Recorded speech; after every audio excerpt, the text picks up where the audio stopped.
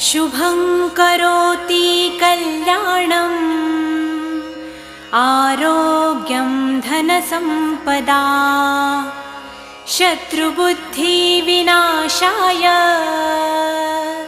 दीपज्योति नमोऽस्तुते। दिव्यादिव्यारे दीपत्कार कानी कुंडलमोतीहार दिव्याला पाहून नमस्कार तिळाचे तेल कापसाची वात दिवा तेवे देवापाशी उजेड पडे विष्णूपाशी। माझा नमस्कार सर्व देव देवतांपाशी।